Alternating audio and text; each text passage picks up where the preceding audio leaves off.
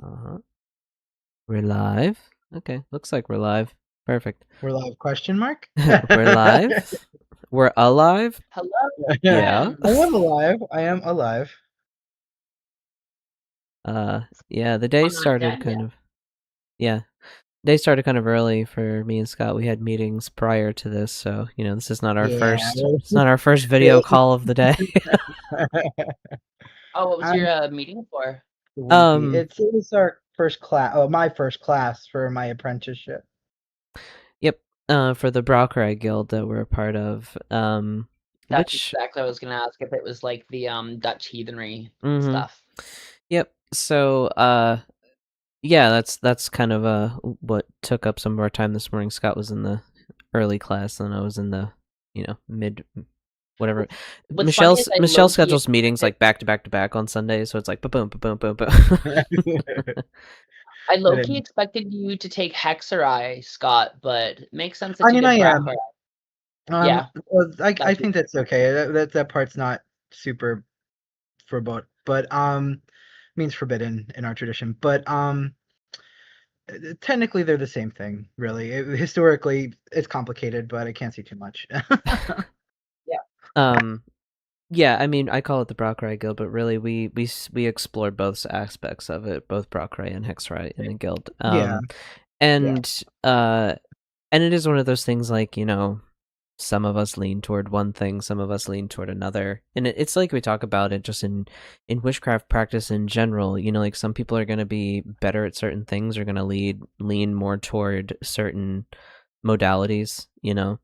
Um, but yes, that's what kind of took up our time this morning.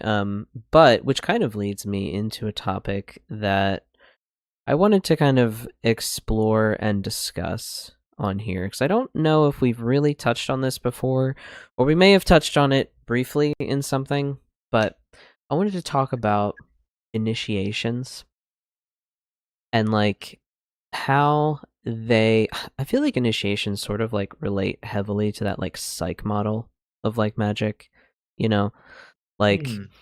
because it's when you go through an initiation, it's kind of like one, sure, there's this declarative statement, right, that's being made of saying like, okay, you are now initiated into this lineage, into this group line, whatever it is that you're being initiated into.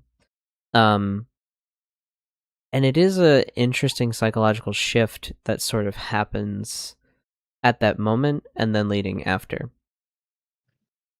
um So I guess what I'm kind of alluding to is like I finally went through my apprenticeship within the Brauerei Guild, and a couple weeks ago at the end of June, toward the end of June, I was initiated into the Yeah. guild as as a full member in my journeyman phase, of my path and my studies and everything. And I like leading up to it, I was very worried that I wasn't going to feel anything, quote unquote. Like I was going to be like this relates back to me, the constant thing of like magic is real, magic's not real, it's all in your head. Magic is real, it's all in your head. Like it's that constant battle, that I think some of us, still have of the world tells you it's not real, like the world at large tells you it's not real, and then you're like, no, but it is. And that constant battle with yourself. So I was really worried that I wasn't going to like feel anything, and then I didn't want to like definitely don't want to lie and be like, oh, I didn't feel anything, and then be like, yeah, I felt, the spirits of whatever, come into my body and blah blah blah. Like you don't want to make something up and and inflate your ego. But what I will say is I did feel something, like genuinely, but it was such I've realized it's been a subtle kind of thing. So like initially when I had the power passed to me, like it's definitely like it's an energetic transference, right? So I rode the high essentially like the whole day. Like I felt amazing and I felt great. But the next day I felt like I had a hangover basically. It just like was like an energy kind of hangover. And from what I've heard, that's kind of, normal, right? Like after you go through some kind of like big working or something like that. But for me, what I thought was the most interesting was the subtle mindset shifting that I've noticed within myself. And I'm like super hyper aware of it, is like it actually forced me to slow the fuck down and pump the brakes on a couple things and do less of the as Scott calls it, my self-flagellation that I do to myself, like Mhm. you can't do everything at once. You can't do everything in one day, and so you have Mhm. to kind of forgive yourself for not being able to do a million things in a day. um and that's what it's made me sort of do. It's made me realize that, like, yes, I am walking this path of a spiritual person, someone who is an energy worker, a healer, you know a cunning person. I'm walking that path, but I also must keep that one part of me in the world of the mundane. I can't disconnect from it, because it is our world. It is the world that we live in. You know what I mean? So it's this idea of, like, I thought that, like, sometimes there's this fantasy that you construct in your head, like, I'm now initiated into this, magical tradition, and now I can go off into the woods and be the wizard in the woods, and make my potions, and everything's going to be fine. And it's like, nope, and you're going back to work. And it was hard for me to sort of, like, yeah, those first couple of days back to work were hard to transition back into that mindset. But I've noticed I've been able to sort of, like, blend it now. Like, I'm able to kind of, like, find the intersections in between my, I don't know, different selves that I have to be. So initiations, mindset shifts. That's kind of where I'm starting off on the topic. So take it away, whoever. No, I think that initiations, whether through physical initiations, through actually, someone doing proper rites Mm, and initiating you into a current, or in folk initiations, which are often particular rites that a spirit essentially initiates you. But it's a bit more, I would argue that folk initiations are a bit different than what a lot of more modern kind of practitioners who kind of don't want to put in the work, who kind of consider spirit initiations, right? mm, We think that, like, a spirit coming to you and sort of presenting itself as initiation, that's not the same thing. mm-hmm. Um, you know, uh, I think that there is still something to be said of, like, people who, hold the top of their head and the bottom of their foot and, say, come take me, in head to foot and whatever. There's a spell, there's a I chant hadn't heard of that that one. once. Yeah, you hold the top of your head and the bottom of your foot and you have to say a particular thing. I But really thought you were gonna uh, be like, you pat your head and then you rub your stomach, no, and I was no, like, no, is no, that you have to, like, actual hold. No, like, take everything ancient between my hands. magic? Actually, it's funny. There is a druidic curse where they would stand on one foot and close one eye and, like, Ooh, point at a really? person. Yeah, and it was said to be able to, like, physically wound a person. Mm. So it was found fascinating. I'm gonna do that with my crooked eye here. I'm just gonna, stand on one foot. yeah. But no, it's funny because when I was younger, I was really, really adverse to the idea of initiation. Mm, For whatever reason, I felt like it was suffocating when I mm, was younger, and I think at the time maybe it was. You know what I mean? Maybe there is some validity in my younger self seeing it that way, and I think it maybe had to be that way. And now that I'm getting older, initiation is much more on my mind. Um, I'm still seeking initiation. Obviously, I'm in my apprenticeship in the Brauchrei Guild. Focusing very much on the Brauchrei and Hexerei half of things. Um, though I am building relationships with the spirits of this particular guild tradition. Um, but I also still have dreams of getting initiated into, or at least being mentored in the Black Tree tradition, which is Matilda Thorne's Matilda Ethel Thorne's and her husband Chris's tradition. So I still have hopes of getting some type of training into the Black Tree. Um, yeah, so, and there's others, but they're mostly just right now they're just flights of fancy, and I don't really, I don't have like any in or anything, but um yeah, and any other opportunities I'd probably say yes to, honestly. Um, like anything that comes my way, I'm going to probably say yes to it. Not to chase anything, but to finally experience proper like not physical initiation, Right. and There's something have about that experience that's a little different than like there an is a difference initiatory between dream, perhaps, like, or initiatory journey dream and like work. I was see like initiatory dreams. I don't really kind of I personally don't put much stock in initiatory dreams. Mm, I put much more stock in like initiatory actions. I think mm, initiation is mhm, an action that must be taken. mm. Um, and I don't think that initiation just comes in a dream, which is why I think, when Or it people are could talking about foretell, initiations, maybe. right, like they could tell you, Yeah. spirits can point you in a direction and they could be like, "Hey, you'd be good for this," but Mm, that's not your initiation. Like even in folk initiations where whether it be like, the top of the head and the bottom of the foot or you're shooting the moon with a silver bullet, that's a bit of American folk magic for you. You're doing those things, but there are words that you say, there are actions that you take. You have to do mm, them at certain times. There are things that you can and can't do before and after. You know what I mean? Like there's a process, and mm. that's why like when people are talking about like what pop occultism talks about spirit initiation, that's not like because that they're not even talking about folk initiation, right? They're talking about something. It's a Ah, different thing altogether because again, initiation is actions that you take. mm, You cannot just be initiated by sleeping. That doesn't work that way. mm, Um, at least in my opinion. Don't let me tell other people. And dreaming might be part of initiation, mm, but that's again still different from saying it is the end all be all of initiation. I hope that makes sense. I don't mhm, want to insult anybody. I hope I'm making sense. But You're making sense. yeah. So um,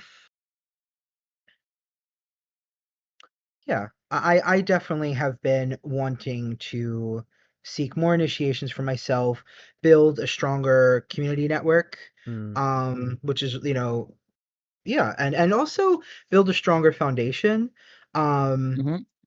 of my own. I mean, I feel like I have a strong foundation in my own practice, but having more people to learn more information and grow my own practice in general is also really useful. Like I'm Yes. getting a lot of ideas even from my own like my own practice from my apprenticeship, the beginnings of my apprenticeship. I'm already getting a lot of ideas um from my own practice. So like this is kind of the point, I think. mhm, Um and also too, I think it helps me to understand what initiation means to the mystic, to the witch, to the practitioner. Um, I remember having a conversation a couple months ago on TikTok about the traditional witch custom of renouncing one's baptism.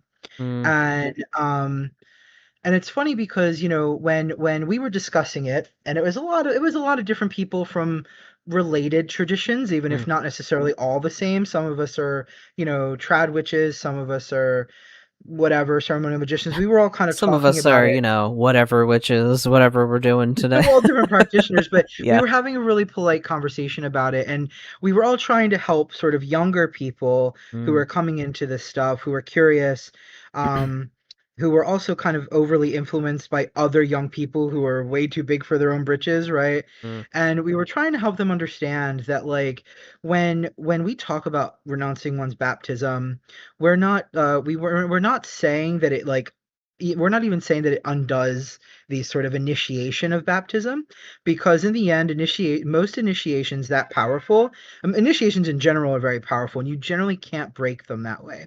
What the renunciation of the baptism does is to essentially reclaim personhood, reclaim personal identity away from this sort of egregore, in my opinion, of this sort of very white centric, white Eurocentric Christian God, right? And kind of brings it back to a more mystical place. Um, brings it back to a more mystical place. I'm so sorry I got distracted when Sophia stood up. I'm so Yeah. sorry. I'm also tired because we woke, Yeah. Jay said earlier, I'm exhausted because I woke up early, and it's a weekend. I don't wake up early on weekends. Yeah. But yeah, and you bring it back to a more mystical place. You take ownership of your spirituality, and you sort of take back your personal power. It's not that it takes away the whatevers of baptism, and as a folk Catholic as well, like I believe in the efficacy of baptism. I believe in its potency. Mm-hmm. It is an initiation, but it certainly is, at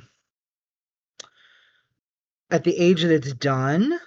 I kind of don't like that it's sort of giving you away. I like the idea of sort of like, if you study Druidic, I guess what one could consider like a Druidic baptism. There was the passing through a stone. They would Mm-hmm. pass a baby through a particular stone, Mm. and you could still go there. We know it through archaeological research. Um, and it was more about like blessing the child. It was more about the gods giving their blessing. You weren't giving the child to the gods. You know what I mean? Yeah, There's it a wasn't. difference Yeah, there. it's not like because like sort of like the pre-Christian, I guess, like mindset was like there was a lot more like personal sovereignty. Like, Yeah. yes, you had to live by the laws of your village, your chieftain, whatever, the laws that, made everyone play nice and get along and, have made everyone survive together. But also like it was also like carve your own path, your future, your legacy, your destiny, like whatever, your relationship with the gods. It wasn't like Plus, there's this is like how it's supposed to be.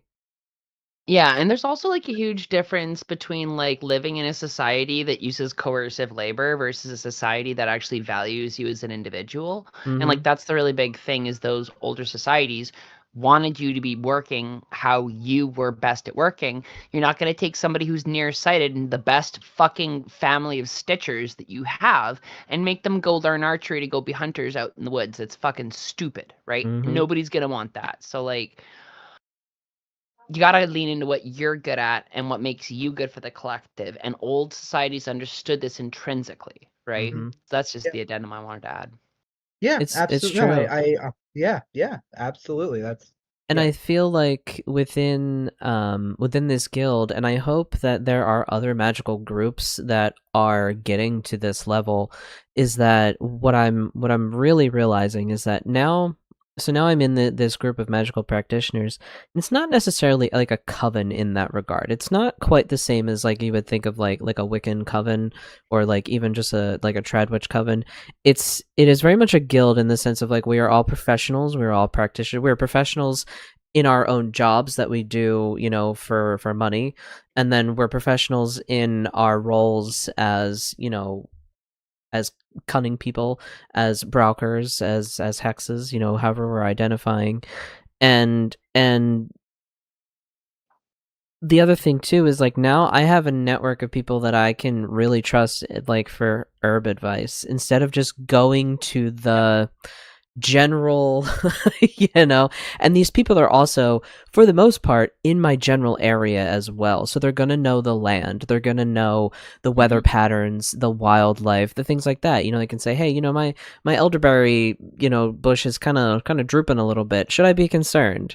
Like it's really nice to have that kind of thing. And I think that when I'm going to tie this into the internet a little bit. So like when the internet came around, we were all like, "Oh my god, we can like just search and find out all this information and it's awesome and it still is, but there is still something you still need to have there's something really amazing about having a network of real people that you can either call or message in some way and say, "Hey, I have a question. Hey, I need advice." Or whatever the case is. And Yeah, and it's kind of like you were saying, Sophia, like everyone has their role that they're very good at, Mhm. like I wouldn't ask the same, the same person who's really good with plants might not be, good with like journey work. It might be a totally different, kind of ball game for them. So I'm going to Yeah. ask different people for what they're good at, and I really hope, at least within our spiritual and magical communities, that we can continue this trend of keeping people in Mhm. roles that they are good at, you know, and maybe this can kind of like leak out into how we approach our, our careers, our jobs. I have a lot of strong feelings because I think the concept of jobs and careers, I think, is about to go the way of the fucking dinosaur Yeah, really quick, yeah, right? If you look at social instability, yeah. it looks like the most um reliable way to plan for your future is to understand how you would work within your local collective, Yeah. right? Can you So grow? Can you spin? Can you lift? Can what you do you bring to the drive? Yeah. what do you bring to the table, right? Mhm. Long and short of it, and what do you need to be able to have your needs met within that collective, right? The Mhm. two kind of like Saturnian constraints that aren't really super negotiable.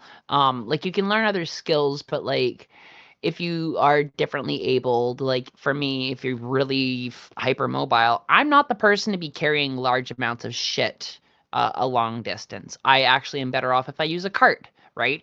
And my carpentry and engineering skills are so good, I literally could be building carts for people. So Mhm. rather than having somebody like me carrying shit and hurting myself, I could literally be making something that helps me that also helps other people, for Mhm. example, right?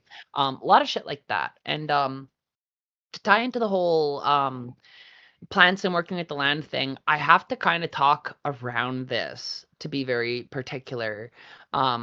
But like I've officially started dating somebody, and they're Nice. also yeah, they're also French cream AT, which is Cool. super funny because I kind of like had given up on my identity with how my genealogy had went when I sent them this message that was saying I got the dreaded inconclusive, Yeah, you're and kind of hit a they wall. responded and told me that yeah, it was common for the Canadian government to destroy the records of families who were active in the resistance, and I stopped and said, "What?" I went back and looked at my genealogy, and my family's genealogy didn't go back to 18.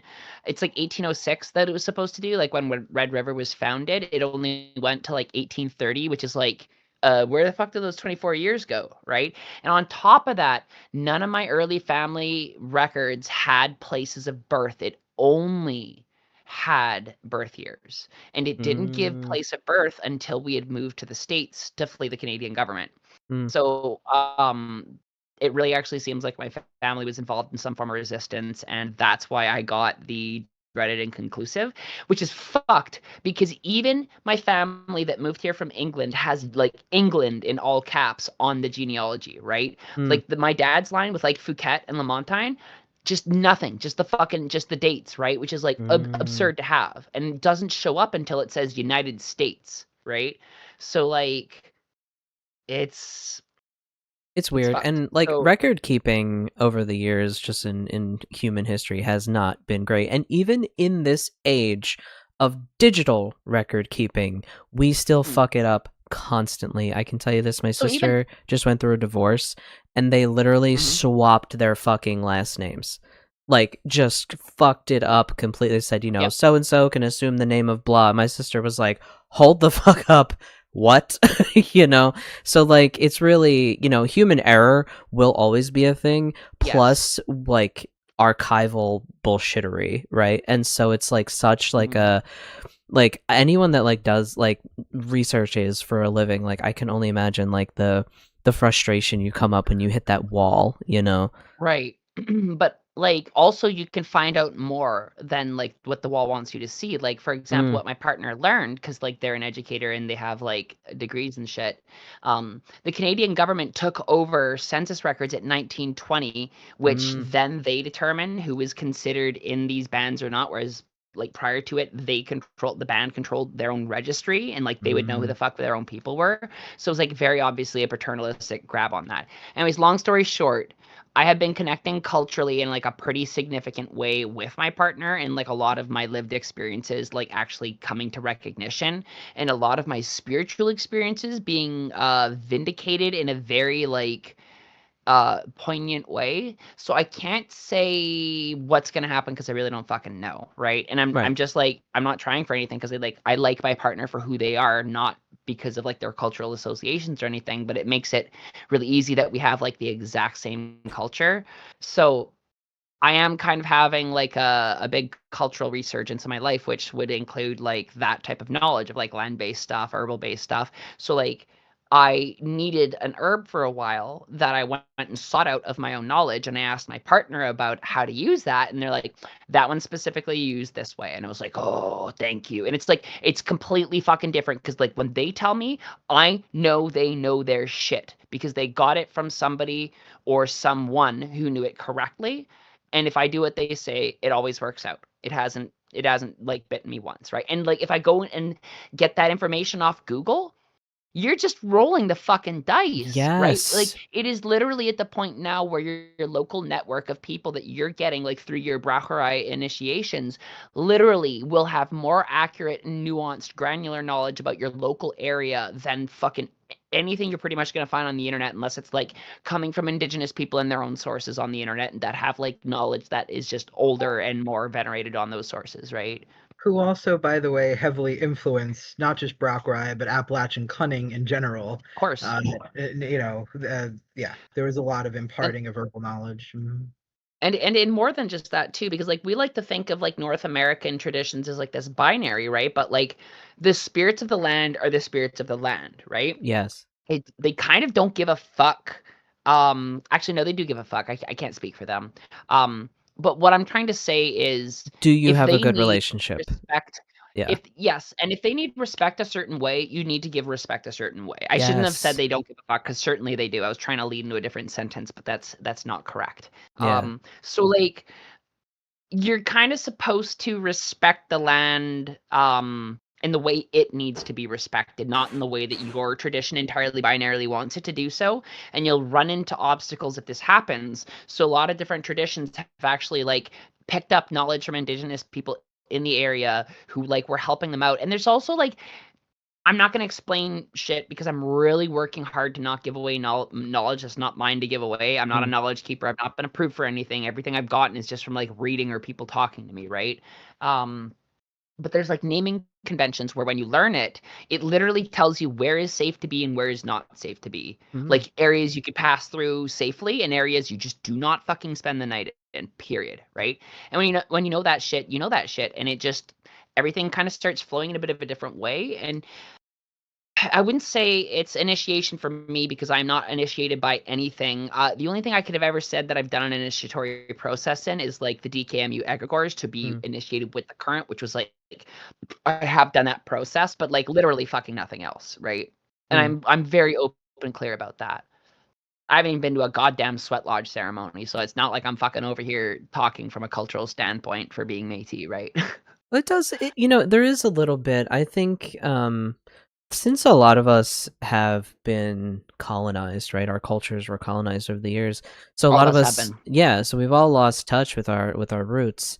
And I think that, when you reconnect with that, and when you it's not really much different than when, you find that magic book that resonated with you when you were younger and you were starting on the path.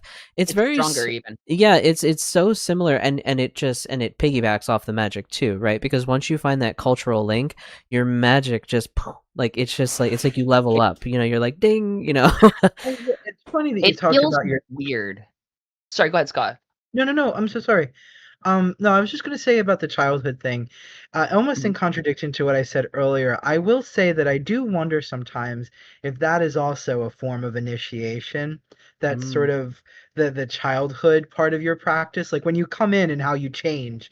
Like when you start practicing magic as a child, there's this sort of mhm. instant connect mhm, with the numinous, right? Like you're mhm, sort of like you're drawn to it. It calls to you. You come into it and something changes and you feel it.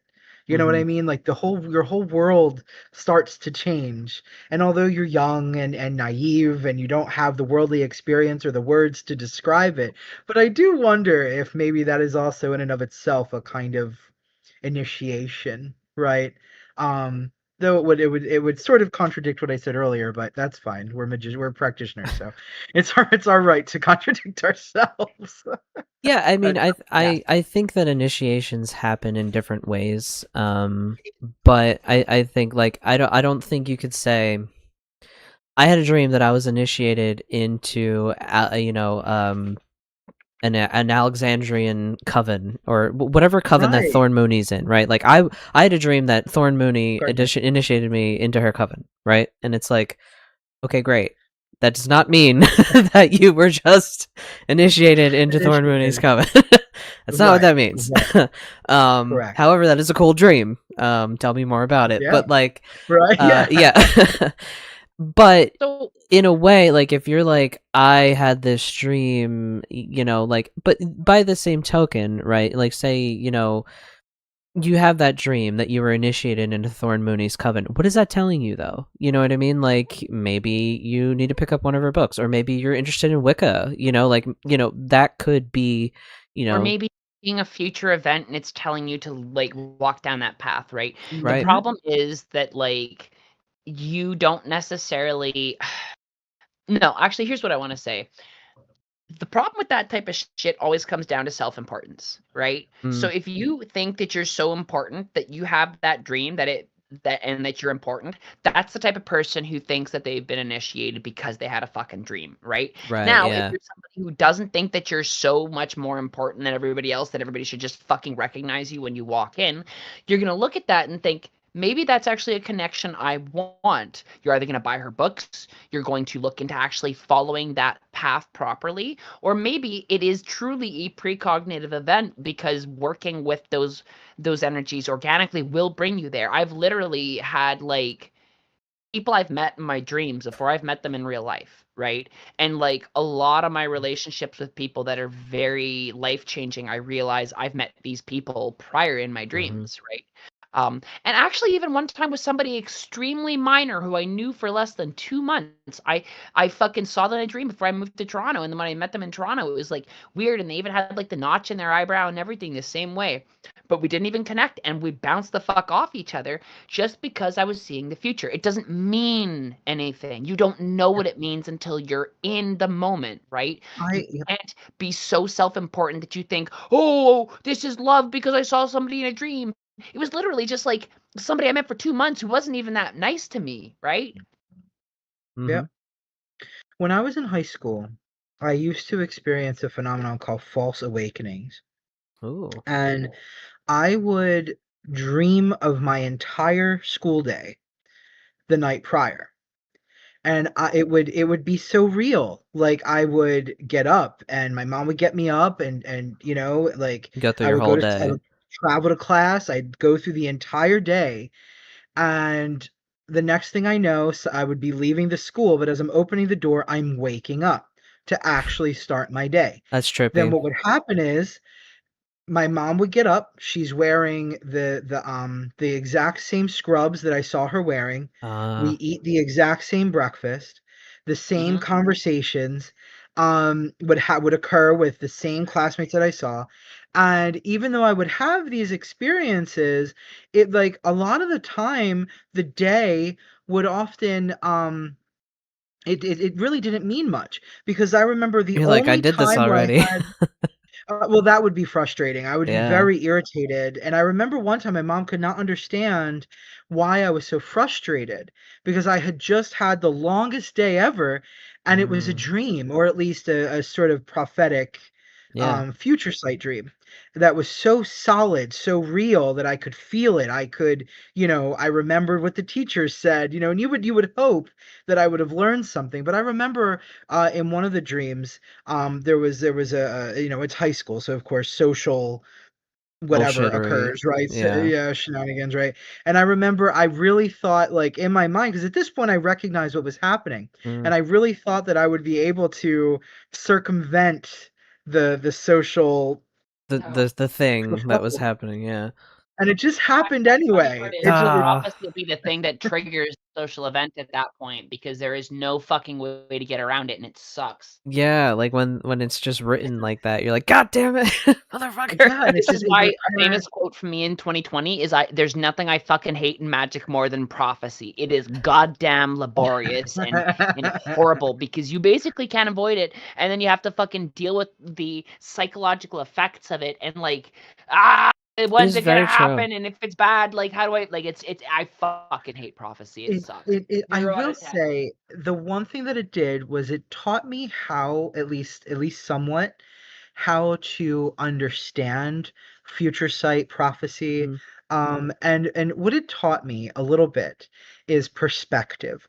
What it mm, gave me about that incident was perspective, and I was able to, living it twice, I was able to sort of garner more wisdom from the situation than I think mm. would have been would than I think most people that at that age would have been able to. Does that, Because it's you know what almost I mean? like Like, while it's happening to you the second time, because what the experience that you're describing sounds incredibly familiar to me. I feel like I have experienced something like that before. Like I lived a mm-hmm. whole day and then I lived the day, kind of like I dreamed the day and then I lived the day. I've had And a sometimes that happens with work too. Like I'll have like stressful like work, like I dream that I'm working all day or whatever. Um, but because it's like, but the second time you're going through it, it's like you're actively analyzing it. It's almost Yeah, like you're like, wait, this is happening? Wow. And he said what? And that happened? And what? And now I'm reacting this way. It's almost like you're outside of yourself yep. analyzing the situation while it's happening. And then afterwards That's you're like, huh. Interesting. yep. And that's what I learned about it. I Mm, think that's why I talk about like witnessing the future, because yeah. that's why I talk about that. I think it's about getting perspective a Mm, lot of the time, about like kind of learning about yourself and about other people and how you relate and how you interact. And it gave me more perspective than I think, like I said, than other people at that age I think would just naturally have mm, mm. organically from the situation itself. So yeah, yeah. I don't know how that relates to initiations, but it related to the point that we were making. So I mean, the topic is always a jumping point. It's not Yeah. necessarily something we always have to circle back to. And, anytime that there's an organic deviation, we're yeah, always yeah. the type of people to jump on that shit. Though I feel like at this point in the podcast, I think I need to seek a deal with Monster because both me and I'm fucking over here Sophia with are holding fucking yeah, drinking like seriously, Monster. get the branding deal, dude. Like, Even if it's free monsters, I'll take I'm it. about to just put like a thing over it. Like, fuck you, man. No free Two advertising. things, okay? We got to get a podcast network going. Even if we got to book a meeting on an off day to do it, I want us on a podcast network because we've been doing this for 8 fucking years. And we got to get a deal with Monster. We drank too many of these fucking I things. know. Like, you should see my It's like recycling if bin. they're if I'm gonna get kidney stones, at least let them be sponsored. Knock Right. on wood. These kidney stones are sponsored by Monster Energy. That's the sound of Pass a kidney success. stone like a real man. Oh my god. Women pass kidney stones too. Don't drink it. God, I could Oh do my so much more gosh. with this new mic. It's great. Oh, I was looking at the chat So here. yeah, Huh? Oh, Mix what you got? Kitty Kai. I don't know if that's this. I think that's the same Kai that we know as Kai in our channel. I don't know. Mix Kitty Kai. I don't know who you are, but I might know who you are. Hello, welcome. They were saying I have prophetic type. I have prophetic type dreams like that too. Oh yeah. So welcome to the Prophetic Dreams Club, where you have a dream about the future, and then you're like, "Oh, I could do fuck all to prevent that from happening." Like the worst. it's the worst shit ever. and it's funny how very Yeah, same Kai. fearful Good. we are to talk about that kind of thing. I mean, it's funny because I kind of feel like that these both of these topics are things that we have a hard time talking about in the community, Mm, just because they can kind of be hot button topics unto themselves. Um, but when it comes to like prophecy and the future, Like you see it all the time in the current conversations around tarot. Now, I think it's no secret that I love Jungian psychology and humanist psychology and how those things relate to the occult and mysticism and magic.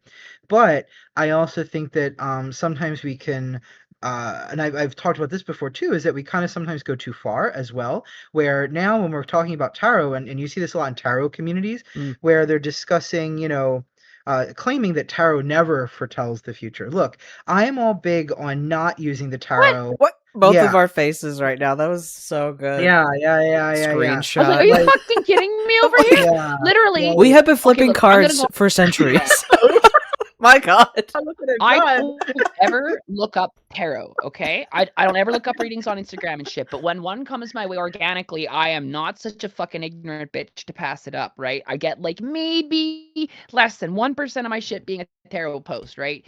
When I see that fucker, I stop and I listen to it, I'm like, that is way too goddamn accurate, okay? Right. So like, don't nobody be fucking telling me that shit don't work, because I'm gonna come over there and slap you through the screen. It's So like what they're only like one of the claiming is main modes of divination collectively we've agreed on across the globe Like, for why don't you just years. tell me fucking throwing bones doesn't work? Like, holy Right. shit. so what the problem is something that I even feel a bit responsible for Oh is no. because we try to get people to understand that the tarot is often a mirror and helps us to organize the inner world, but people have taken that and ran really far in the opposite direction. We And went we're like, back. wait, we're not telling you Tarot's that so real it's that not a it's not tool. real anymore. Right. And I'm like, wait. Wait, no. So it kind of, even I did this too. Like I The am over intellectualizing of yeah, magic. Mm. but it's funny because like it's not what I was trying to say. You know Right. what I mean? Like when I say that the tarot is a mirror, I'm not saying that that mirror is also not a scrying mirror, Right. right? Like you can still It's see things that have yet to pass or that may yet pass It's a and communication may tool. It is a tool. right, Like it's a right, thing that you right. use. And yeah, It's not yeah, like, it's oh, weird. almighty tarot, please reveal to me the secrets of the universe. It's like, hello, most awesome, precious deck that reads me to filth. I have a question for you.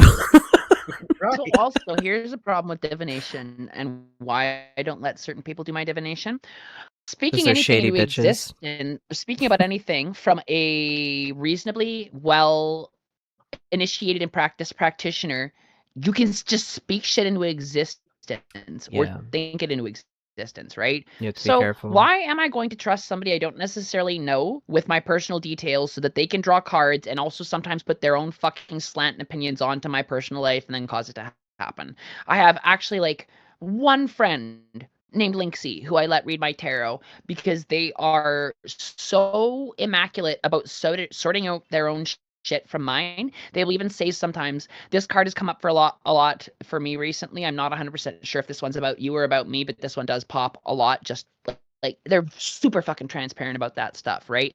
And they use like multiple decks, not to do a specific spread that like they themselves do. And it always has like the arcane bullshit in it, for example, right? Hmm. And Linksy's readings are so fucking on the nose. I don't really ask anybody else because they aren't steering my future. They're just telling me about why things are at the position that they're at, and that's what I'm fucking going to tarot for. I don't want somebody to tell me my future. I'm going to tarot because the situation is often unclear, and I don't know why somebody's acting a certain way or what I should potentially do, and that's what I find tarot is useful for me when I have a specific situation that I need extra information on. It is not there to tell me what is going to happen to me or where I am going in life or what is going to happen in the next 5 years. Because if I'm doing that kind of reading, I'm only ever fucking doing it for myself. And I'm using a very specific deck, and I only do those types of readings very, very seldom. And it's like an archetype deck, right? And it's Hmm. usually just to check in. What is this initiatory process that I'm going through right now, right? Even though it's not like a literal initiation, you're always learning something. There's always a lesson, and there's always integration. There's always a That's what that's phase. for. Yes, it's not about telling me what I am going to experience, even though they can do that. It's about understanding the cycle that I'm in so that I can navigate it, and that's how tarot should be appropriately used, right? If you want to learn the future, go fucking practice dream divination, because that's where you're actually going to see it exactly like what we were talking about before, right? Mm-hmm. Yep. Yeah. It's interesting though, just in general, you guys know I'm fascinated by a culture. Mm-hmm. I think just it, like, the sociological and socio-psychological sort of way that a culture moves at different times, and how there are certain topics, like cursing used to be the one and only, right? Like, or at Right. least the big thing, right? You didn't talk Mhm. about that at one time. And then, the early 2000s witches, us millennials, we come in and we're like, so how about them curses?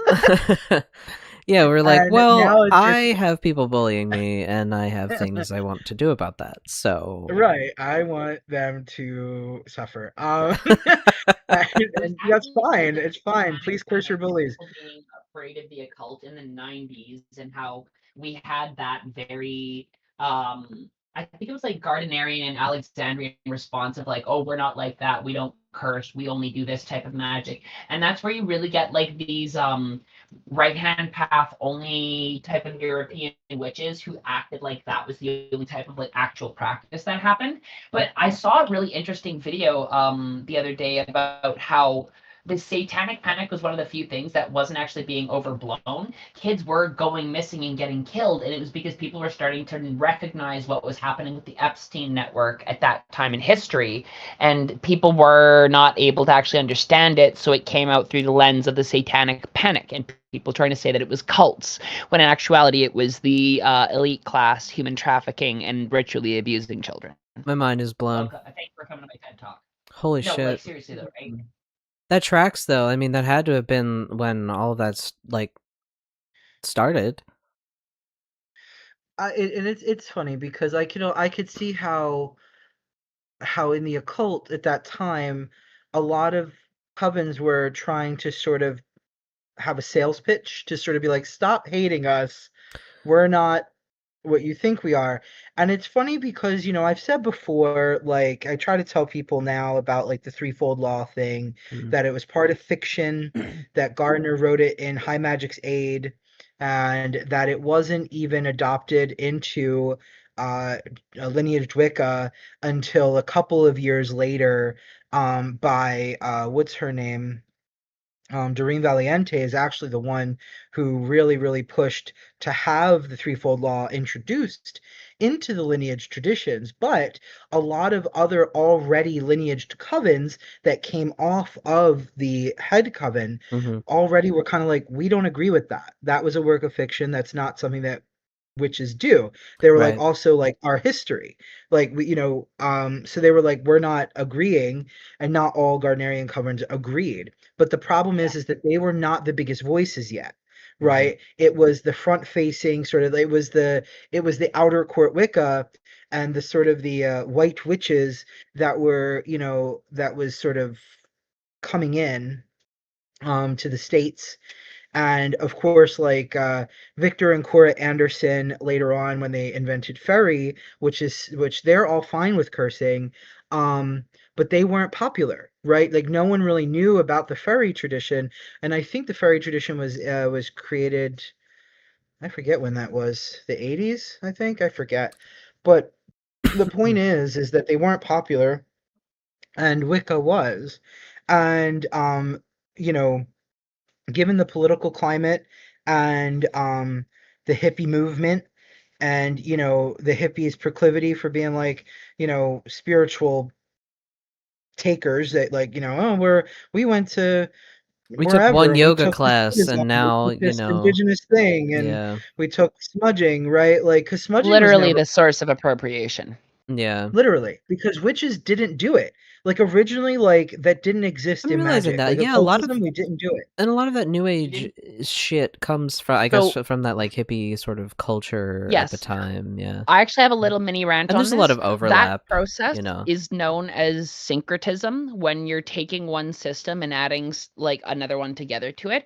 And historically, prior to the boomers and the 1960s hippie movement, all instances of syncretism was done through a colonizing of one religion to another when they were invading a people's land. So, like, you could see this in Ireland when they were incorporating Brig into Christianity. You can see this in so many other different places. That's traditionally what syncretism was. So you can actually think about boomer hippies as a late stage extension of colonization and religious syncretism as a way of deliberately disempowering a localized religion by taking the parts out of it and like injecting their own culture into it. I'm not sure though. I can't speak for the hippie culture because obviously I wasn't around for it. I don't know if the Yes. intent behind what they were doing. I don't think they had a bad But the intent though. impact. Right. Right, The thing right. is, Yeah. this is the I agree thing, with that. Yeah, but the and this impact. is the thing about intent versus impact, right? If you do not deliberately deconstruct an oppressive system that you have been raised under, Mm. you will always unintentionally replicate the circumstances because you have not checked the unconscious biases that dominate the mind that result in that system's continuation, right? Mm. So it was initially a rejection of that, but they did not do enough of like the shadow work and self-recognition and then incorporation process, and that's what led to the same thing. They did not deconstruct the system. They acted like the system itself was part of continuity, and what needed to be changed was belief around the system, right? Mm. They Mm. could not recognize that the system itself was the problem, and therefore they enacted the same behaviors. Yeah. That's my take, at least. Mm. Yeah, no, I definitely, I definitely see that. But it's so. What I think is so interesting is that you can see how all of these like cultural movements have influenced where we are right now. It's kind of interesting. Mhm. You can kind of see them all kind of converging right now because, like, I think globally, like, people are not as spiritual or religious as we used to be in general. Like, just in general, like, a lot of us are like, I don't, like I believe that the sky is blue and that grass is green and I go to work every day. That's what I believe. And I that's think mhm. it hurts my soul to like What you I want people to believe what they want But to believe, right? But it's like I want them to mm, know like there are options out there. Like it's not like the Christian God or yes, nothing. I think too also what you're also picking up on, Jay, and forgive me if I'm off here, but Mm, I think it's what I think a lot of what we're missing too is like sort of the animist understanding of the world. Like in animist times, like in the early pagan religion, not us neo-pagans, but the early pagan religions, our forebears, yeah. um, they they didn't because of the not to keep overusing these words, I like them and they're useful, but because of the orthopraxic nature of our traditions, um we didn't operate in the same way, right? Like that we see modern religion today. Like when we think about religion, we think about the Abrahamic religions 9 times out of 10, and they don't see the world that the way that we do, that pagans did, neo-pagans who were the world It's a totally different ancient worldview. pagans did. Yeah. They like when ancient pagans did things, it was because like you did an action, like I said about initiations, you did an action and then something occurred, right? Yes. I do a ritual, I did this gesture, etc., etc. This thing happened because of that. And Yes. yep. so like you actually still see this in Japan actually. Mm. Which is why I'm even though state sanctioned Shinto caused a lot of harm and it colonized a lot of places and has wounded a lot of people, but before state sanctioned Shinto, um, and still to this day, the cultural the way that they culturally operate, like when you talk about religion to the Japanese, a lot of the time they're like, religion, what? That's for weird people. But Mm. So they acknowledge the kami, because it's like it's what you do, right? It's just this Mm. thing that you do. And some of them might take the position of like, well, they may exist. I better make sure that I'm appeasing them if they do. You get the difference here. There's sort of the practical way of the past and modern neo-pagans and practitioners, and then there's sort of this sort of strange, either this piety or this zealotry, or I mean, there, you get what I'm saying. Mm-hmm. There's also, yeah. We are on a bit of an archaic revival though, because that trend Mm. of like decoupling from spirituality seems to be reversing, and a lot of people are like really looking more into their traditional cultures of their respective regions, because like there is such a malaise and disillusionment with modern Mhm. society and how like the structure of wealth and everything is distributed, that a lot of people are like saying, fuck this, what else was there prior? And I'm noticing like even on Instagram and YouTube a deliberate uptick of videos of people exploring ancient knowledge and looking at the past and saying, hey, look at the tolerance thresholds on this pottery, look at the tolerance thresholds on these temples. This literally could not have been made without precise machinery. Okay, Mm-hmm. we do not actually still understand how this was made. Can we stop acting like ancient people were unintelligent when clearly Oh, we For still haven't yes. fucking figured out how the real. fuck the pyramids were built? For So Like, fucking real, tired of man. it. They were the like idea. living in 3030, actually. Like Yes. they actually were. So here's my rant. I actually think that we are in a post-collapse of an extremely advanced civilization that used to exist on this planet. I wouldn't I doubt do it. not know why it collapsed, but there's too much evidence I've seen from like ancient China, ancient India, um, like South America, like all over the fucking world, right? You throw a fucking dart at a continent and you hit a spot which has like anomalies that prove that there was an older civilization that was here. Now, post collapse, a lot of the power was gained by the Holy Roman Catholic Church, and that's where we can really see a lot of our modern recordings are, and like really centered from. A lot of the stuff that we have now goes back prior to the Catholic Church, but just like we were talking earlier about how like Leviticus actually was edited in the 1800s by a German guy to Hmm. like suit his narrative against homosexuality. You don't actually know if what you're observing with recorded history is actually the true fact, because Vatican canon law also would apply to any other structure that has a vested interest in containing knowledge that is not directly beneficial to its structure. If you know that there's something more powerful and more closely aligned with nature that we can be doing, it disempowers the current system and it pulls the like cognitive drift further away from capitalism and profit and captive labor systems. And the whole way that you maintain captive labor is mentality, right? If people know they can just go out and do different structures, they will do different structures. That's why the absolute $1 trillion industry is fucking propaganda, right?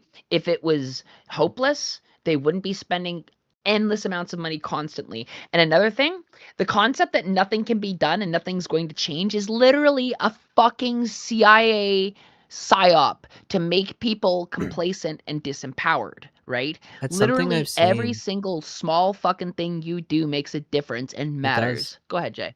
It really does fucking matter. Like, I have also kind of seen this discourse online a bit. I've been fucking around on threads a little bit more, trying to be a little bit more social out there.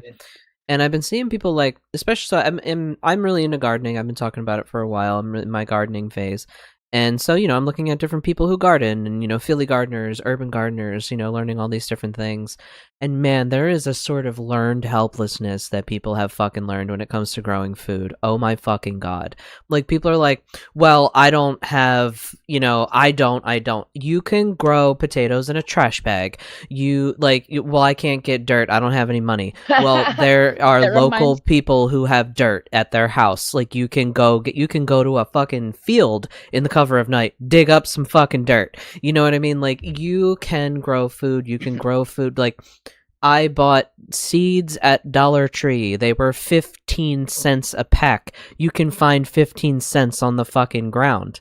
And I'm not there's seed trying banks to that'll give it to you for free. exactly. And I'm not trying to be Libraries. Your local libraries yes. often have banks. Yep, and Sorry, I'm I not won't. trying to sound like a dick either. I'm not trying to sound like a No. dick, but it is one of those things that seed, dirt, sun, water, plant. Water, grow. We have been taught to be fearful of the Right. natural world. We Fearful, have and been Yes. also told like you don't that know it's how to do that. dangerous. Hmm. Like you don't And know that how it's to grow. fragile. Yeah. Like you We throw a were and tomato in your yard, you will have tomatoes forever. They will never go away. Like it's I but yeah, there's this sort of learned helplessness. So like you see like these posts like, hey, start growing a food, a thing, an herb. Start with one thing, and people will respond with a laundry list of reasons why they can't. And it's like, what, like, instead of you, like, the time it took you to sit there and think, wow, these are all the reasons I can't fucking do this, you could have like Hmm. actually done it, and You know, it's it's really frustrating to see. so you know it's the also other side of this. Hmm. I don't have space to grow. That's okay. Neither do I. Guess what I did instead? Join a I community learned garden. the plants. No, Okay, better than that. I learned the plants in my local area. Oh, but perfect, I you can live in a forage. city. Okay, guess what? Even in the city, not to say I'm going to consume stuff to like eat it, in the city I can find plantain, burdock, lavender, prunella vulgaris, cedar, birch, that's literally just 7 off the top of my head I have literally worked with in the past fucking, like, week, Yeah, your okay? plant allies are right there. Rosemary, like, I mentioned plantain, garlic mustard if you wanna actually, like, fry it up and eat it because there's, like, arsenic in it, but, like, point being, okay, you can't grow. Can you learn what's on the land? Can you Right. learn what's an invasive species? Yeah, the fuck you can, Yes, right? you yeah. can. And oh, I don't know where to source it. Literally, you can just talk to people, right? Like I can tell you right now, go read the book. Plants have so much to give. All we have to do is ask. Mm-hmm. Okay? Done. That book will tell you at least a dozen herbs you can work with from catnip, different types of mints like Prunella vulgaris, comfrey, aka bone set, like And also, like, I haven't read it for like 3 years, so I'll have if to you're go not a back. book person, there are plenty of plant nerds out there that love answering Yep. questions of, hey, what's this? This is blah blah blah blah Or blah, have and it's good for this, and blah blah blah Also, blah blah. Like, they're if you're everywhere. not a book person, that book I just gave is also literally an audiobook. That too. Audiobooks are a thing. Yep. Though an audio There's also reference book, I YouTube don't know how videos easy too. that would be to navigate. Like, if you had like a reference type book, I don't know. I don't think that would be easy So to audiobooks are really navigate. good about having chapters in them that you can just jump to. Hmm. So I've actually used that book as a reference and jumped back to it several times, and I don't have a paper copy of it. And some audiobooks will even include a PDF for you to reference stuff like that. But see, like, I love that you mentioned that, Sophia. Like, that you are like, I just, it's not. I'm not in a position to grow things right now. I'm just not. No. But I know all of my local plants. You know what I mean? Like, I'm so in tune with my local environment, and it's like, Mm-hmm. and then I'm sure that if you were to post that online, there would be another retort of, well, I can't Yeah, go out to my local park but they because can. X Y But they Z. can. And Right, I it's not even the park. It just goes somewhere where there's wild fucking plants growing. A your park front is lawn. not where you find foraging herbs. A park is where like people go to exist in a deliberately colonized space, Yeah, it's right? like Like curated and unless you're going cleaned to a and park that's a reserve or like mm, High Park in Toronto, which is just like a specific section that some rich person refused to let people develop on because he wanted to preserve the area. You don't really get that shit in a park. You have to go to like a parkway, which is like technically the strip of land along where a highway grows. But right. don't be going to a fucking highway to gather herbs that you're going to be consuming in like your body.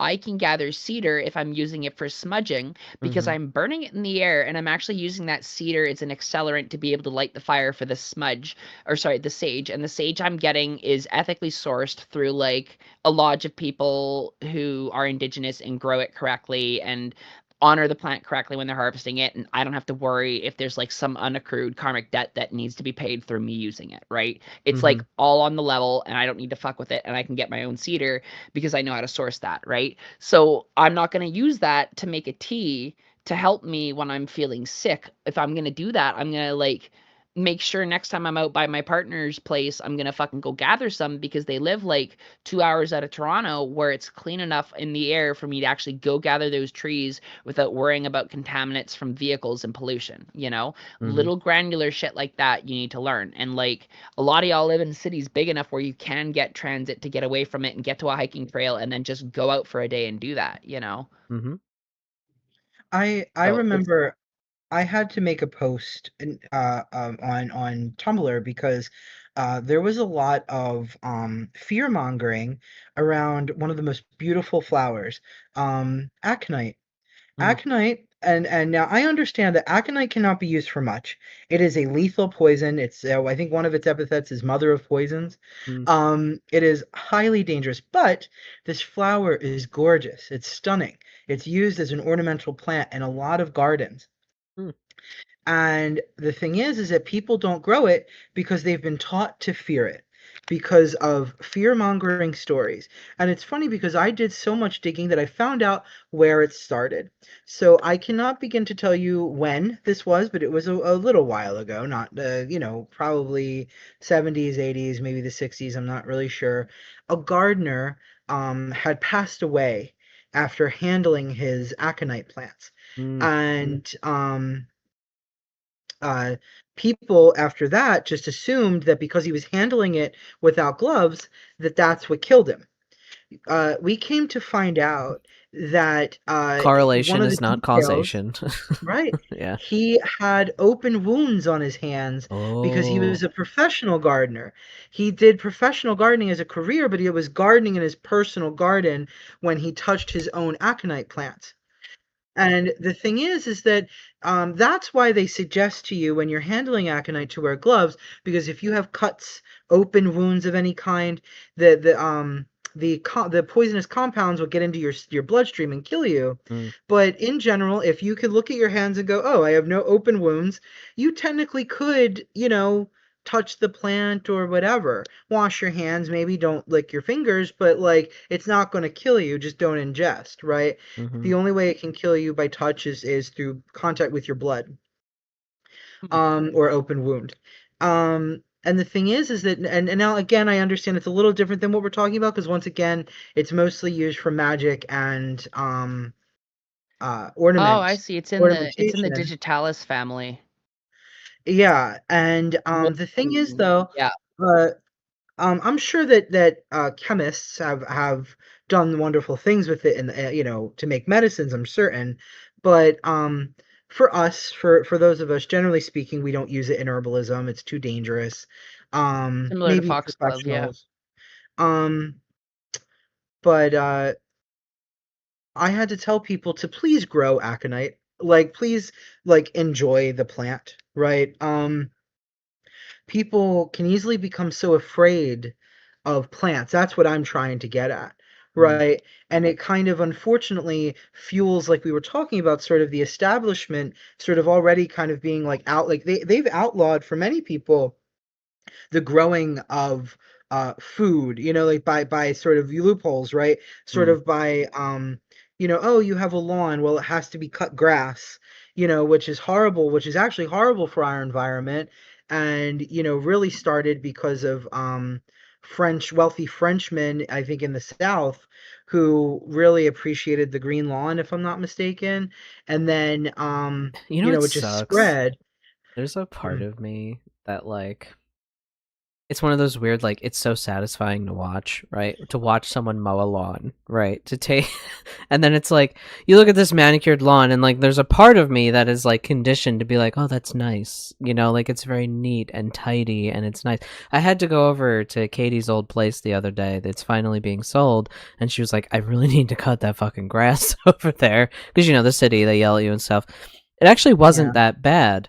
But it was just so interesting because the neighbor is directly next door. The lawns connect. So the neighbor directly next door had this perfectly manicured Manicured like lawn. lawn, and then like the grass right there was just like woo, like considerably higher. It wasn't like ridiculously so, but like considerably higher. But you could see like other little other plants. There was dill. There was just like naturally dill like growing in the lawn, and because I was like Yeah. cutting it, I'm like, why do I smell dill? Like, and then I looked down, and I was like, oh shit, I just and I felt bad because I'm over here like whacking all these like plants, but you got to do what the city tells you to do. Um, Right.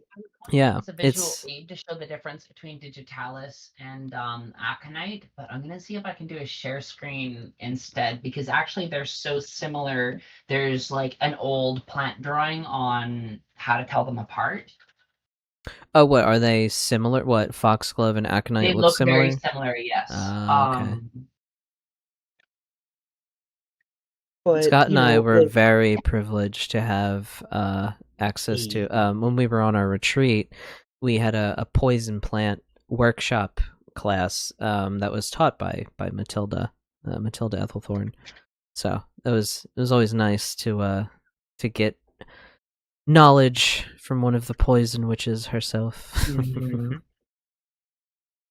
But yeah, it's a shame that I mean even Rob with the fight he had to go through for using his lawn as a garden Right? when he wanted to. I mean that happens to a lot of people. Yeah. Not being able to use our green space for green things. Right. It's It absolutely absurd. sounds it is, and I don't understand. I mean, I know why it is, but it's wrong. You know what I mean? Like I think And every bee in the neighborhood is in my yard and my neighbor's yard across the street. The other one who like kind of gardens, who has the big driveway over there. I yep. really think that like that's where all of the bees on the block are because there are no other places for the bees. Like it's just so frustrating, and it's like just plant some shit, guys, like for the bees at least, and that's the other thing too. Like if you I don't want to get into growing food, at least plant something for the pollinators. Throw some couple plants out there for your pollinators, please. if English cottages look beautiful. Like if Yeah. you look through the English countryside, they still have because they don't have the same laws there. Mm. They're still allowed to grow wildflowers and grow food. Like they don't have any laws about how you use your lawn or any of your green Well, it's space. because So America's a prison colony. I mean, let's be real. We're still running on that model, so right. everything is Right. illegal.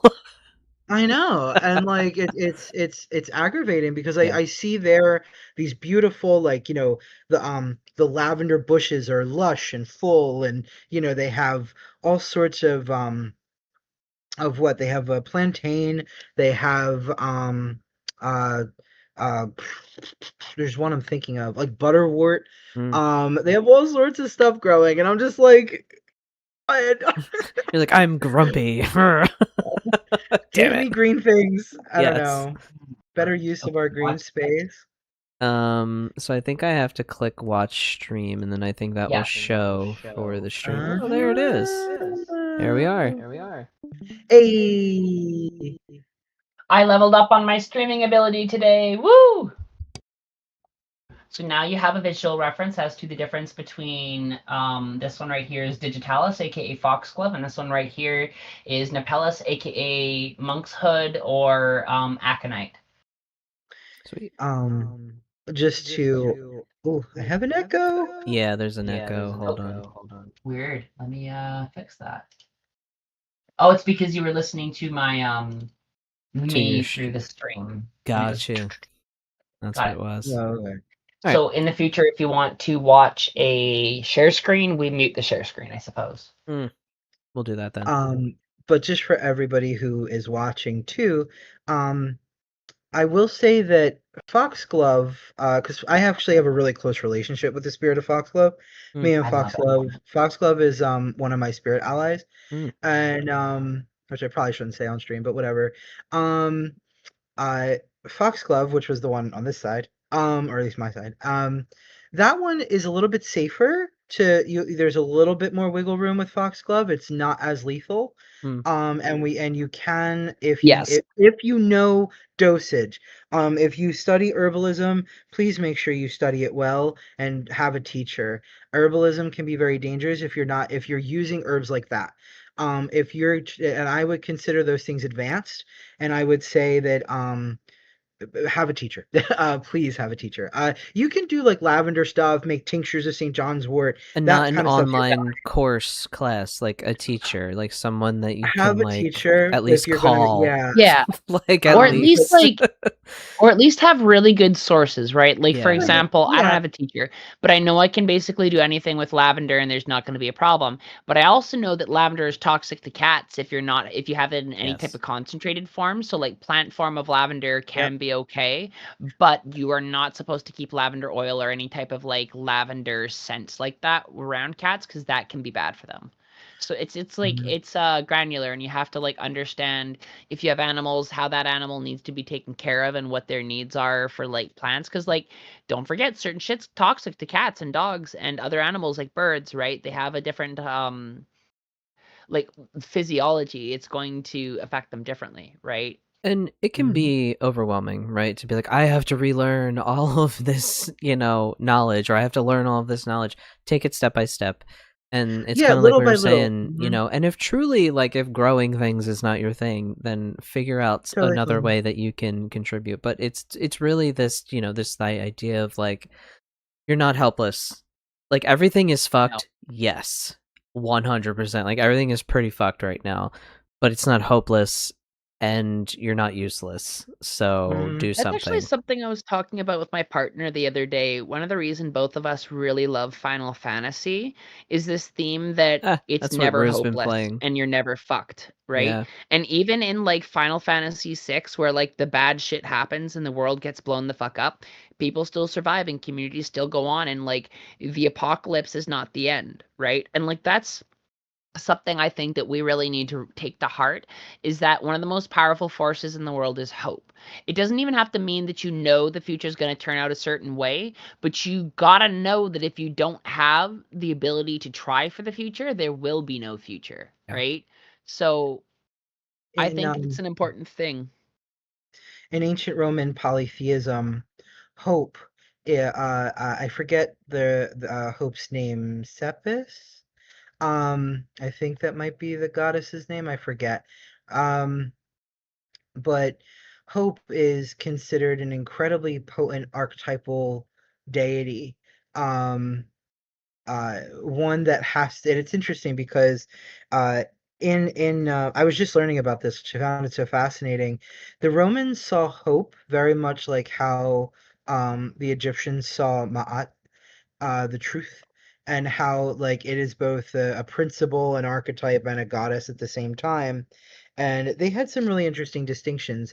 There were sort of these archetypal powers that had to be granted by the gods, and then Mhm. there were these sort of intrinsic powers that were in like that the gods couldn't, not even the gods themselves could grant because they were inherent to the human experience. Yeah. And it's really Gods can only grant fascinating, boons. and it's really fascinating to see how much hope held a really important part in though subtle but very important in ancient Roman society.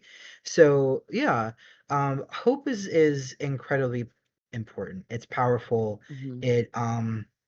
It helps you to keep going, but like with any relationship, with any power or virtue or deity, what have you, it is something you have to work at. It's something you cultivate. Hope is something you cultivate. Um, and also too, just because it is, I noticed the time, but and Yeah, I I'm was gonna really say inspired this to is say it. actually it's coming to a nice conclusion, I concluding want sort to, of yeah, thing. I want to say my last bit. I hope this episode, because this is something that I have not been able to stop thinking about since like, the midpoint of this episode. I hope people, when they listen to this, they see why we say that paganism, animism, occultism, um, witchcraft, magic in general, what have you, are political. And I hope you understand like, I really hope that this episode really drew some lines for you to show you why we say that and why it's true and why it is that you can't separate what the three of us do and others and our friends do and sort of the state of things and why we talk about it so much. What we do stands in direct opposition to the harm that's being done to the people, to the earth, and the other persons, if you will, of on this earth with us. That includes physical people and other. So I hope that you understand why this stuff is political from this episode. And I think this episode did a great job of pulling back the layers of that. I really do. When we talked about agriculture, we talked about why it is we can't grow food, how quickly it is that we become afraid of plants. I think that these things, yeah, it was revealing, and I hope people pay attention to that. I hope so too. What about you, Sophia? Any concluding thoughts for today? I think. Yeah, I want to double back on something. Our history as we know it as Western society is a construct of Western society. And I think that would be something that's really useful for everybody to remember, because the more that I've learned about culture, the more I've seen how much the current narrative deliberately benefits the colonizers and the people in power, right? And it's no fucking accident that the exact narrative that benefits them is the only one that gets allowed to get told.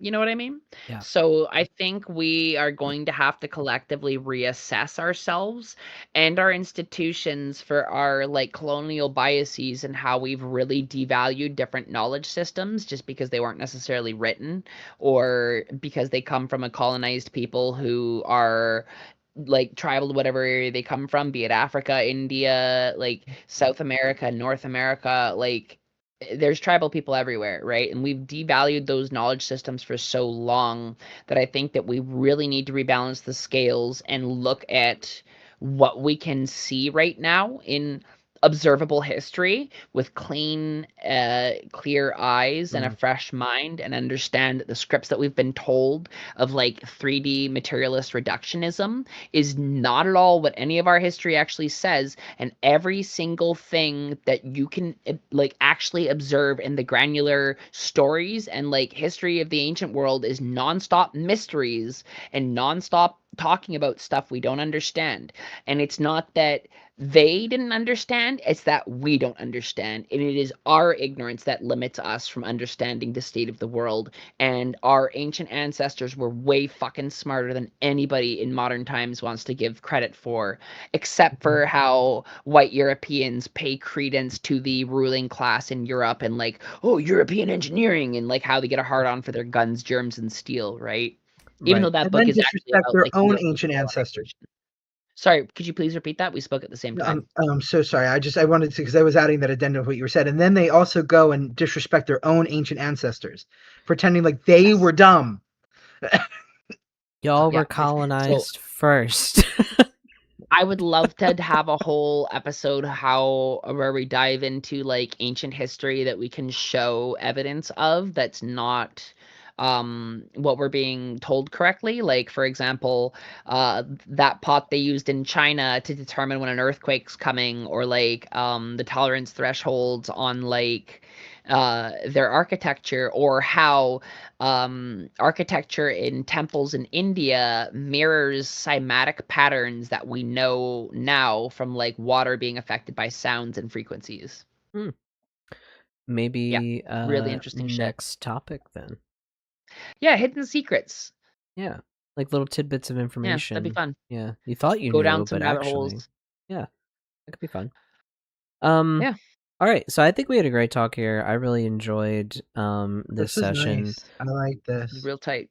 Thank you to Kai for hanging out in the chat with us. Yeah, thank Kai you. was having a good Yeah. time nerding out about our plant conversation. I know Kai is very much a plant nerd, like many of us. So yeah, we're gonna be heading out of here for today. I am unsure if we'll gather next week or not. I'm not sure. I tried to do this every other weekend and then things got flipped around, but it's fine. We'll record when we record. So we may or may not see you next week, but we'll see you in the next one, whenever that is. All right. So have a good day, everyone, and we'll Bye. see you. Bye. Bye.